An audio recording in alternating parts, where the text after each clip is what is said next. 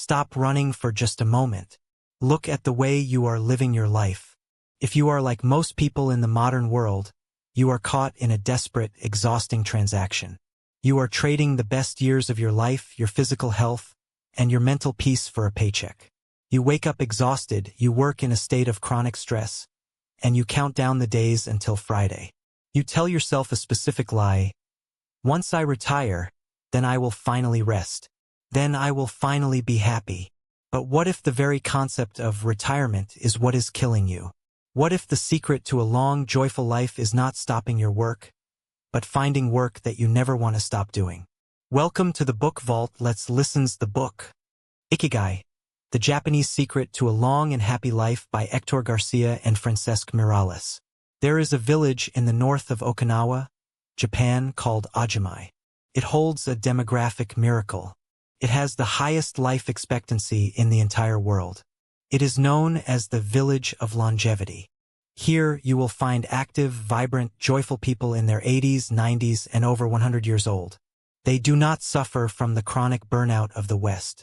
They do not sit in nursing homes staring at televisions. They are tending to gardens, riding bicycles, celebrating with their communities, and waking up every single morning with a crystal-clear sense of purpose. The authors traveled to this village to uncover their secret. They found that it was not just a genetic lottery. It was a lifestyle, a diet, and most importantly, a deeply ingrained psychological framework. The Japanese call it Ikigai, Ikigai. Translated simply, it means the reason you get out of bed in the morning. Over the next 3 sessions, we are going to travel to Okinawa and dismantle the Western blueprint of stress, replacing it with the Eastern blueprint of longevity. Take a deep breath. Slow your heart rate. Your journey to purpose begins now. Chapter 1. The Blue Zones, where time slows down. Before we can define the philosophy, we must look at the data. In the early 2000s, National Geographic researcher Dan Buettner set out to find the regions of the world where people live the longest. He identified 5 specific geographic regions where people consistently live past the age of 100 at rates significantly higher than the global average. He called these regions the Blue Zones. The 5 Blue Zones are 1. Sardinia, Italy. 2. Loma Linda, California. 3. The Nicoya Peninsula, Costa Rica. 4. Icaria, Greece. 5. Okinawa, Japan.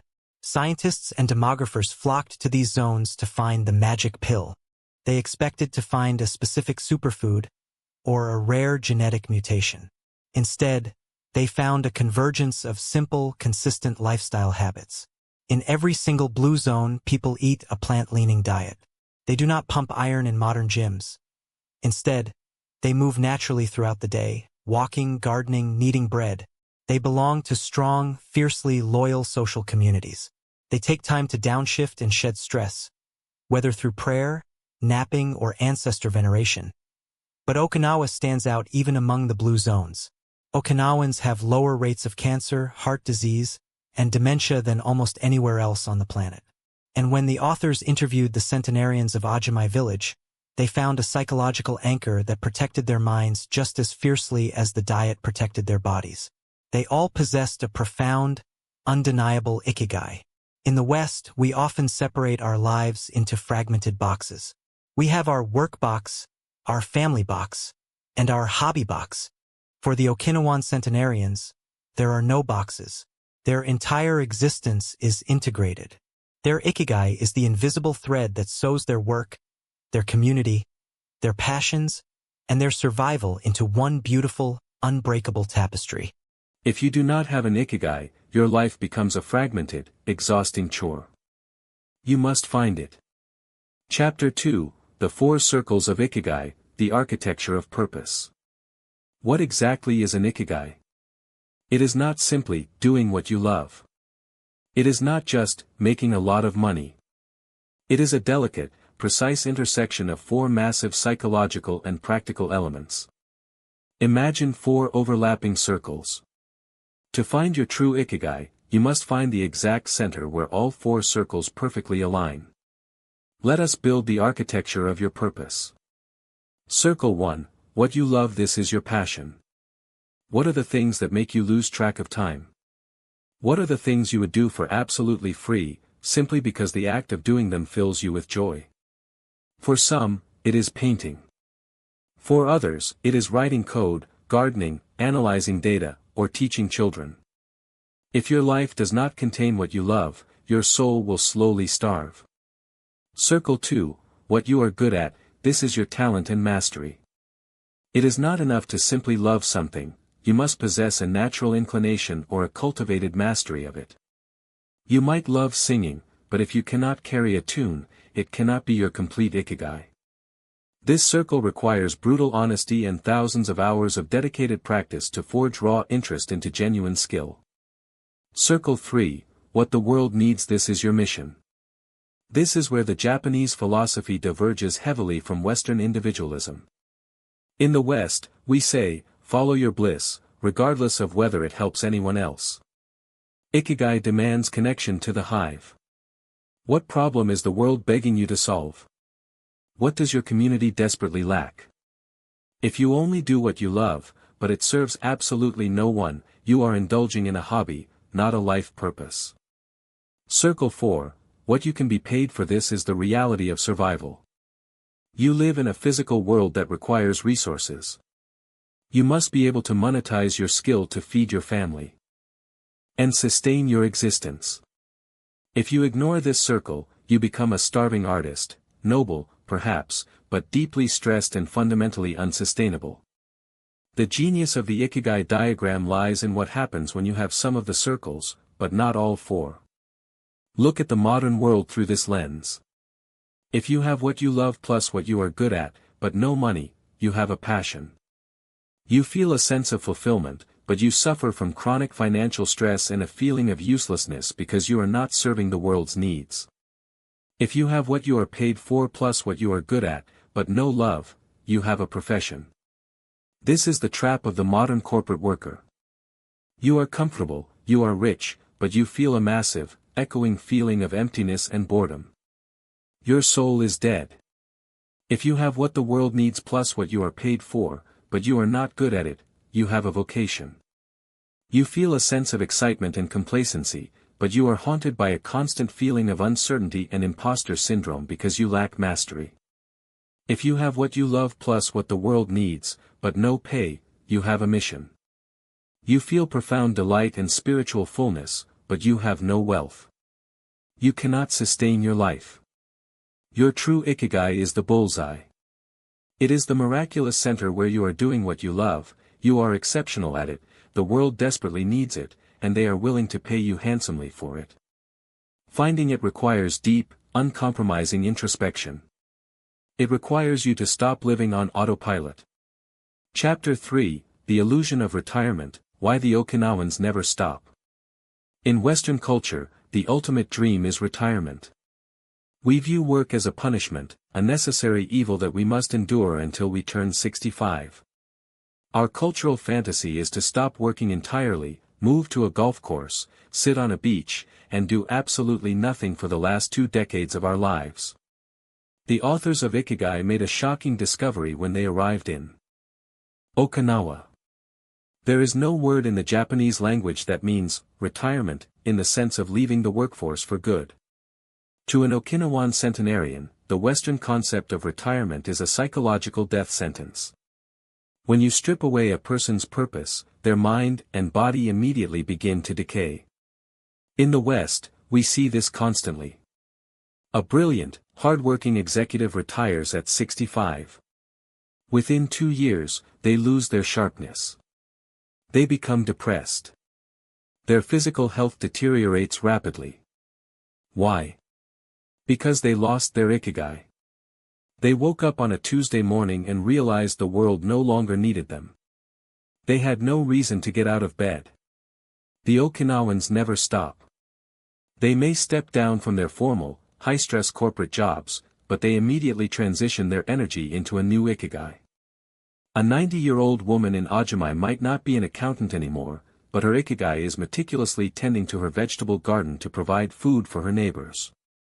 A 95-year-old man might spend his days weaving traditional baskets to sell at the local market.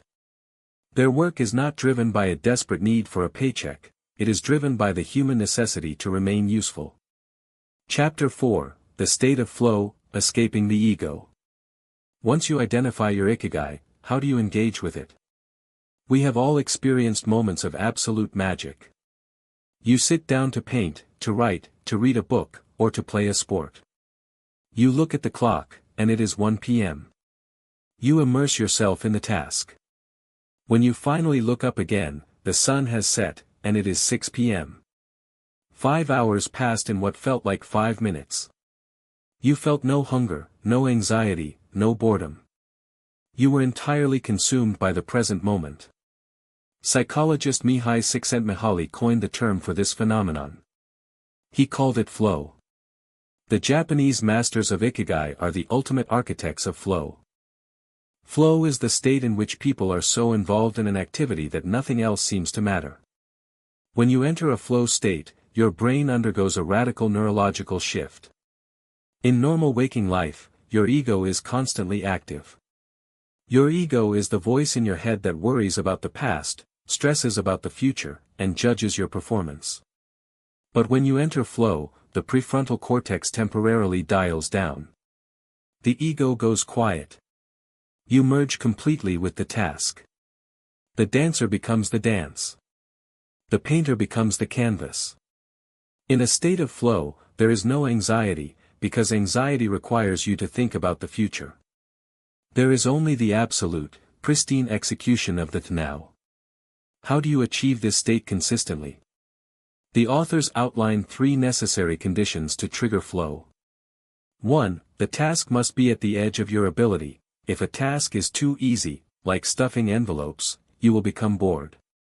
Your mind will wander. If a task is too difficult, like trying to solve advanced calculus when you only know basic math, you will experience massive anxiety and frustration. Your ego will scream at you to quit. Flow exists precisely in the middle. The task must stretch you just slightly beyond your current comfort zone. It must demand your total concentration to succeed. 2. You must have a clear objective. You cannot enter flow if you are wandering aimlessly. You must know exactly what you are trying to accomplish. I am going to write 500 words of this chapter. I am going to weed this specific row of the garden. However, and this is critical, once you set the objective, you must immediately detach from the outcome and focus entirely on the process. 3. You must concentrate on a single task. The death of multitasking. Multitasking is the ultimate enemy of flow. Modern science has proven that the human brain cannot actually multitask, it simply switches its attention back and forth rapidly, burning massive amounts of cognitive energy and spiking cortisol. If you are writing an email while checking your phone while listening to a podcast, you are fracturing your consciousness. The Okinawan centenarians do not multitask. They do one thing at a time with breathtaking devotion. You do not need to be climbing Mount Everest to experience flow. The masters of Ikigai find joy in mundane tasks by turning them into microflow. Bill Gates famously washes the dishes by hand every single night. He could hire someone to do it, but he chooses to do it himself. Why? Because he turns it into a microflow practice. He focuses on the temperature of the water, the texture of the soap, the exact pattern of cleaning each plate. If you can find flow in the mundane chores of life, if you can elevate sweeping the floor, chopping vegetables, or formatting a spreadsheet into an exercise of absolute presence, you have unlocked a massive secret to happiness. Your Ikigai is the ultimate generator of flow. When you are operating in the center of the 4 circles, flow is no longer a rare accident. It becomes your default state of existence. Chapter 5. Hara Hachi Bu, the 80% rule of eating. If you travel to Okinawa and sit down for a meal with the elders, you will hear a specific phrase repeated before or after almost every single meal. Hara Hachi Bu. It is an ancient Confucian proverb that translates literally to, fill your belly to 80%. In the modern Western world, we have been conditioned to clear our plates. We eat until we are completely full. We eat until our stomachs feel physically stretched. We eat until we need to unbutton our pants and lie down on the couch. To an Okinawan, Eating until you are 100% full is an act of physical self-destruction. Why is hara hachi bu so critical to longevity? The answer lies in the biology of digestion and cellular oxidation. When you eat food, your body must expend massive amounts of energy to break that food down, extract the nutrients, and process the waste. Digestion is one of the most energetically taxing processes the human body performs. When you eat until you are completely stuffed, you force your digestive system to go into overdrive. This massive metabolic effort accelerates cellular oxidation. Oxidation is the biological equivalent of rusting. It damages your cells, accelerates the aging process, and depletes the energy that your body could be using to repair DNA and fight off disease.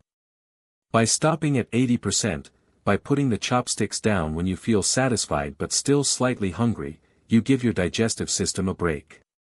You keep your insulin levels stable. You prevent the lethargic food coma that steals your afternoon energy, and you dramatically slow down the cellular rusting process. Chapter 6, The Okinawan Diet, the Rainbow Plate and the Tea of Life. Hara Hachibu dictates how much the Okinawans eat. But what exactly are they eating to routinely live past the age of 100? For decades, the West has been obsessed with finding the perfect diet. We debate carbs versus fats. We debate keto versus veganism. The Okinawan diet is not a rigid, restrictive, punishing regimen. It is a joyful, vibrant celebration of variety. Narrator, The Secret of the Rainbow Plate. When researchers studied the diets of the centenarians in Ajimai, they found something astonishing. On average, the Okinawans eat an incredible 18 different foods every single day. Over the course of a regular diet, they consume over 200 different varieties of foods and spices. Their primary dietary philosophy is to eat the rainbow.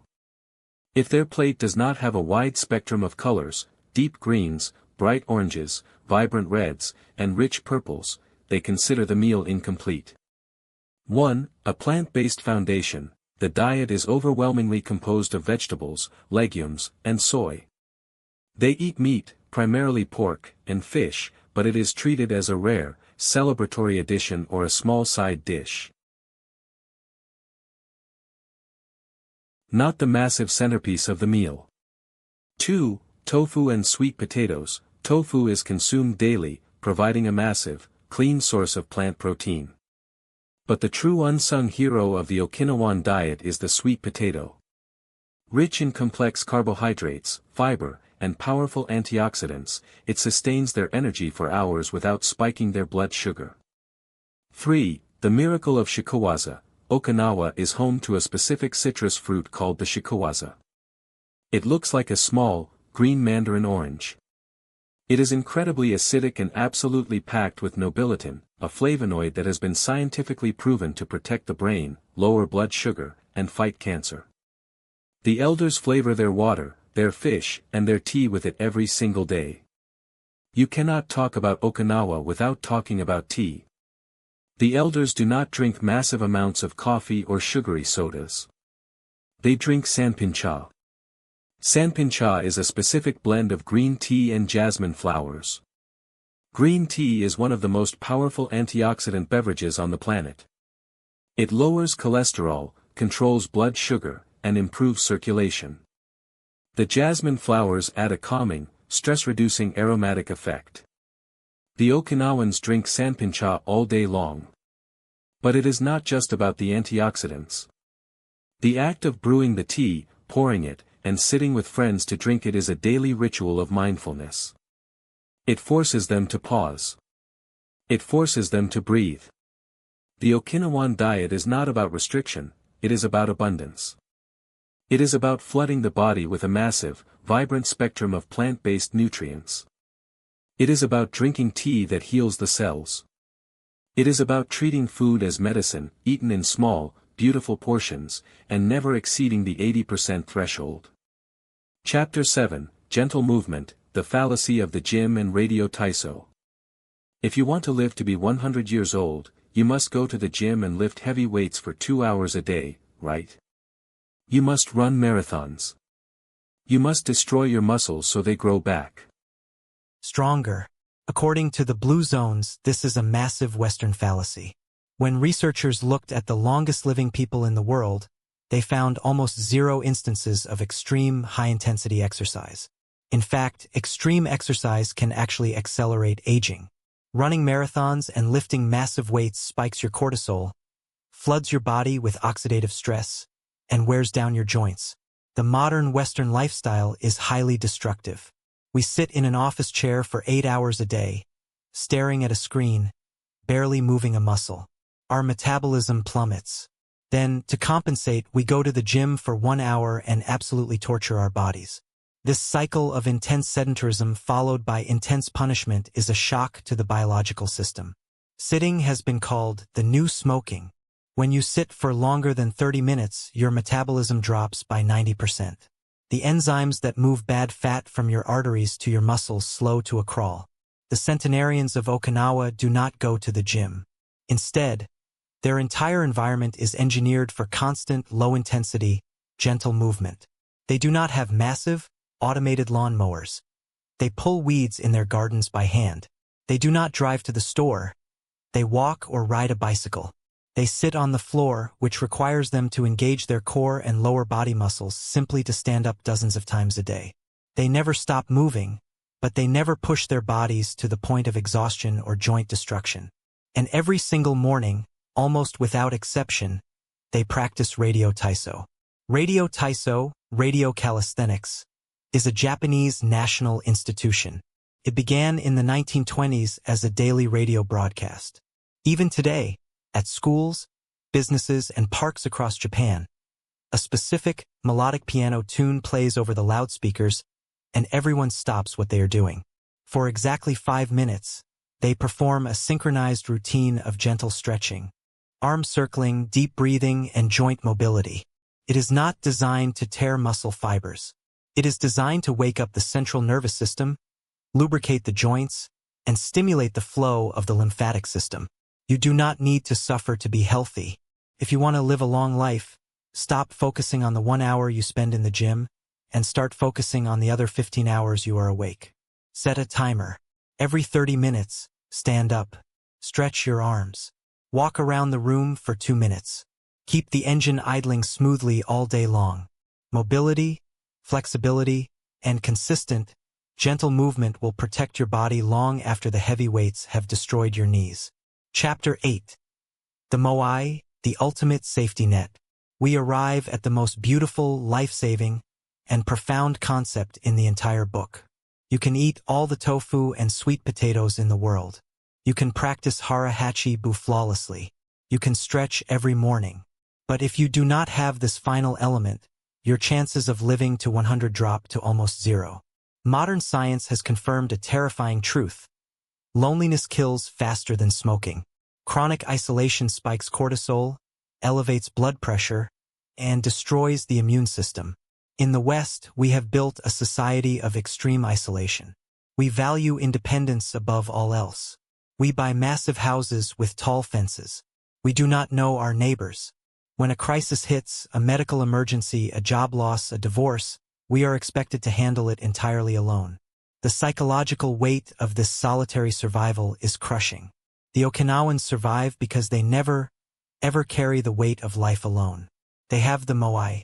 A Moai is an informal group of people with common interests who look out for one another. In Okinawa, a Moai is usually formed when children are young. A group of 5 or 6 children are placed together by their families or their village. They grow up together. They navigate the trials of youth together. And they stay together for the rest of their lives. When the authors interviewed the centenarians, they found Moais that had been meeting every single week for over 90 years. A Moai is not just a casual group of friends who occasionally meet for dinner. A Moai is a solemn vow of unconditional support. They meet regularly, often daily or weekly, to drink tea, gossip, and share their lives. This provides a massive, constant stream of emotional validation. They know that no matter what happens, they belong to a tribe. But the Moai is also a financial safety net. In many Moais, each member contributes a set amount of money every month into a central pool. If the Moai has 5 members and everyone contributes $50, there is a pool of $250. Every month, one member of the moai receives the entire pool. But if a crisis strikes, if a member's roof collapses in a typhoon, or if they have a medical emergency, the moai immediately redirects the funds to the person in need. Imagine the profound psychological relief of knowing, with absolute certainty, that if you fall, 5 people will instantly catch you. You will not go bankrupt. You will not be abandoned. You will not die alone. This is why the Okinawans live so long. The underlying chronic hum of anxiety that plagues the Western world, the fear of isolated failure, does not exist in Ojimai. The moai absorbs the shock of life. You cannot buy a moai. You cannot download an app for it. You must build it. You must invest your time, your resources, and your vulnerability into a small, fiercely loyal group of human beings. Your Ikigai gives you a reason to live. Your moai ensures you never have to live it alone. Chapter 9. Wabi-sabi, the perfection of imperfection. The Western world is poisoned by the pursuit of perfection. We want perfect, symmetrical faces, so we use plastic surgery and digital filters. We want perfect, flawless homes, so we buy mass-produced, identical furniture. We want a perfect, unbroken trajectory of success in our careers. When things age, when they break, or when they show flaws, we view them as failures. We hide them or we throw them away. The Japanese perspective is the exact, radical opposite. It is captured in the aesthetic philosophy of wabi-sabi. Wabi-sabi teaches that true beauty is found only in things that are imperfect, impermanent, and incomplete. To a master of wabi-sabi, a mass-produced, perfectly symmetrical teacup from a factory is dead and uninteresting. A handcrafted teacup that is slightly lopsided, bearing the thumbprint of the potter who made it, is a masterpiece. The flaw is what gives the object its soul. This philosophy extends far beyond pottery. It is a lens through which you must view your entire life. When you apply wabi-sabi to your physical body, you stop hating your wrinkles and your scars. You recognize them as the beautiful physical map of a life that has been deeply lived. You realize that aging is not a failure of youth. It is the accumulation of wisdom.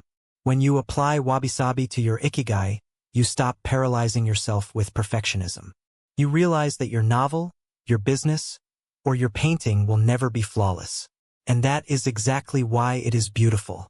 Narrator, Kintsugi. The golden repair, the ultimate physical manifestation of wabi-sabi, is the art of kintsugi. When a bowl breaks in Japan, they do not throw it away. They repair the cracks using lacquer mixed with powdered gold, silver, or platinum. They do not try to hide the damage. They highlight it. They illuminate it with gold. The philosophy of kintsugi dictates that an object is actually more beautiful and more valuable precisely because it has been broken and repaired. Its history of suffering is its greatest asset. Look at the shattered pieces of your own life. Your failed relationships, your bankruptcies, your moments of deep embarrassment and grief. The Western mind tells you to hide those cracks. It tells you to pretend they never happened. Wabi-sabi tells you to paint them with gold. Your trauma did not ruin you. Your failures did not disqualify you from a happy life. The very act of surviving, repairing yourself, and continuing to pursue your Ikigai has made your soul infinitely more valuable, complex, and beautiful than someone who has never been broken. Embrace your flaws. Embrace the decay. It is the signature of a life truly lived. Chapter 10. Ishigyo. This moment, never again. Wabi-sabi teaches us to accept impermanence. But how do we actually feel that impermanence in our daily lives without becoming depressed? The Japanese use a 4-character idiom that dictates their approach to every human interaction. Ichigo ichi-e, pronounced ichigo, ichi-I. It translates roughly to, this moment exists only now and won't come again. The concept originated in the ancient Japanese tea ceremony. When a tea master invites guests into his tea house, he knows that they might all meet again tomorrow. They might be lifelong friends who see each other every single day. But the master also knows a deeper, terrifying truth. The universe is in constant motion. Even if the exact same group of friends meets tomorrow, the light will be different. Their moods will have changed. A world event might have shifted their perspectives. Someone might fall ill. The specific magic of this exact moment is completely, irreversibly fleeting. Because the tea master understands Ichigo Ichii, he treats the ceremony with absolute, breathtaking reverence. He pours the tea as if it is the very last time he will ever pour tea for his friends. He is entirely present. He does not check his phone. He does not think about tomorrow's errands. In the modern world, we are terrible at Ichigo Ichii. We sit at dinner with our families, but our minds are at work. We sit at work, but our minds are worrying about the mortgage. We are physically present, but psychologically absent. We take our lives and the people in them completely for granted, assuming there will always be a tomorrow to finally pay attention. Ichigo Ichii is a harsh, beautiful wake-up call. It is the ultimate cure for anxiety, because anxiety only exists when you are projecting your mind into a future that has not happened yet. Chapter 11. Antifragility, Beyond Resilience. We have reached the absolute zenith of the philosophy. You have found your Ikigai. You eat until 80% full. You have your moai. You practice wabi-sabi and Ichigo Ichii. You are living a beautiful life. But then, a typhoon hits. A massive crisis destroys your business. A pandemic shuts down the world. A sudden illness strikes. In the West, we talk a lot about the concept of resilience. Resilience is a good trait. If you are resilient, you are like a rubber band. When tragedy pulls you out of shape, you endure the pain, and eventually you snap back to the exact same shape you were before. You survive. But the authors of Ikigai draw upon the groundbreaking work of philosopher Nassim Nicholas Taleb to introduce a concept that goes far beyond resilience. It is called antifragility. If you mail a glass vase, you write fragile on the box. If it gets dropped, it breaks and is destroyed. If you mail a block of steel, it is resilient. If it gets dropped, nothing happens. It stays the exact same. But what is the exact opposite of fragile? It is not something that stays the same. It is something that actually benefits from being dropped. In Greek mythology, the phoenix is resilient. It burns to ashes, and it returns to the exact same bird it was before. But the hydra is anti-fragile. If you cut off one head of the hydra, 2 more heads grow back in its place. The attack did not just fail to kill it. The attack made the hydra exponentially stronger. The masters of Ikigai are anti-fragile. They do not just survive crises. They use the chaos as fuel to upgrade their lives. How do you build an anti-fragile life? You must create redundancy and embrace small, manageable stressors. 1. Create redundancy, multiple incomes, multiple moais. If you have one salary from one employer, you are fragile. If that company fires you, your life is destroyed. An anti-fragile person has a salary, but they also have a side business, investments, and a deep network of connections. A crisis in one area does not destroy them. It simply forces them to focus on a different, stronger area of their life. Do not have only one source of happiness, one source of income, or one group of friends. Diversify your soul. 2. Embrace small stressors. If you keep a human being in a sterile bubble, their immune system becomes fragile. The moment they step outside, a common cold will kill them. To become anti-fragile, you must inject small, manageable doses of stress into your life to build immunity against the massive, unexpected tragedies.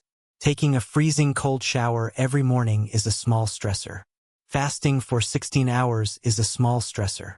Lifting weights is a small stressor. Engaging in a terrifying, difficult conversation with a loved one is a small stressor.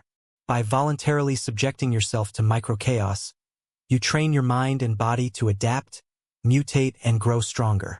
When the true typhoon of life hits, you will not shatter. You will grow 2 more heads. Do not pray for an easy life. An easy life makes you fragile. Pray for the strength to endure a difficult life, and the wisdom to use the chaos to your advantage. When your Ikigai is challenged by a crisis, do not just bounce back. Use the crisis to refine your purpose. Use the pain to deepen your compassion. Become the Hydra. Conclusion: the 10 rules of Ikigai. You have reached the end of the journey.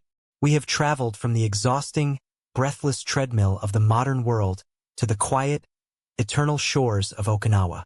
Let us distill the entire philosophy of this masterclass into the 10 rules of Ikigai. Write these on your heart. 1. Stay active. Don't retire. He who gives up the things he loves loses his purpose in life. Keep doing things of value, making progress, and bringing beauty to others until your last breath. 2. Take it slow. Being in a hurry is inversely proportional to quality of life. As the old saying goes, walk slowly and you'll go far. 3. Don't fill your stomach. Less is more when it comes to eating for long life. Use the 80% rule of Hara Hachibu. 4. Surround yourself with good friends. Build your moai. They are the best medicine. They're for chatting, sharing, getting advice, and dreaming. 5. Get in shape for your next birthday. Water moves. It is at its best when it flows fresh. Keep your body moving gently every single day. 6. Smile. A cheerful attitude is not only relaxing, it helps make friends. Recognize the privilege of simply being in the here and now. 7. Reconnect with nature. Though most people live in cities, human beings are made to be part of the natural world. Return to it often to recharge your soul. 8. Give thanks. To your ancestors, to nature, to your friends and family. Dedicate a moment every day to giving thanks, and you'll watch your stockpile of happiness grow. 9. Live in the moment. Ichigo Ichii. Stop regretting the past and fearing the future. Today is all you have. Make the most of it. 10. Follow your Ikigai. There is a passion inside you, a unique talent that gives meaning to your days and drives you to share the best of yourself until the very end. If you don't know what your Ikigai is yet, your mission is to discover it. You are not a machine built to pay bills and die. You are a magnificent, fragile, impermanent creature, capable of experiencing absolute flow, capable of giving profound love, and capable of weathering any storm. Do not wait for retirement. Do not wait for perfection. The golden cracks in your life are proof of your survival. Find the exact center of the 4 circles. Drink your tea. Walk slowly. And never, ever stop creating.